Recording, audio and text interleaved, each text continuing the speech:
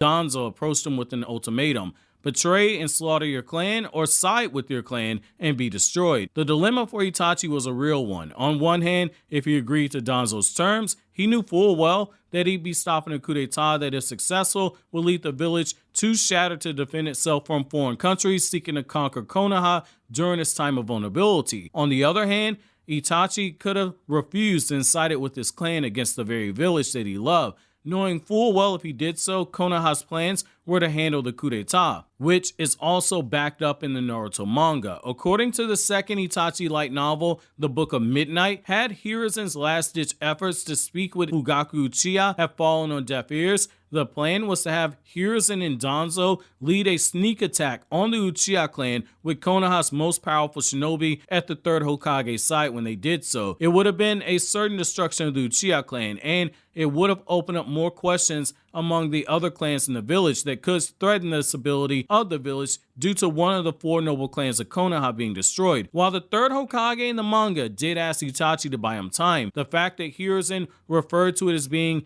a fight that he would want to avoid if possible. However, there within lies the problem. Violence was never off the table. It was only a last-ditch option, which is why there was a contingency plan, which is why Danzo told Itachi that Hiruzen would ultimately choose the village over the Uchiha if it came to it. This misunderstanding has led to so many people calling Itachi's decision selfish, but a clear look at all the information surrounding this time and how it ties into the complexity of feudal Japan's clan dynamics that the Naruto world draws heavy inspiration from, how it affected Itachi's conflicted decision, and ultimately his decision led to a ninja like Hashirama praising him for what he did in the name of the village. For 13-year-old Itachi, the decision to betray his clan for the greater good of the village was one that no 13-year-old child should ever have to make. But Itachi wasn't a child. Itachi was a shinobi. For a shinobi, there are things bigger than yourself. There are sacrifices that have to be made. Such is the way of the broken shinobi system that created this scenario where Itachi was forced to make an impossible decision. It was more than just killing clan members who he grew up with and established bonds with. It was shouldering the burden of being known as a clan killer, of being seen as the fallen prodigy of the Uchiha clan, who many in the clan and outside of the clan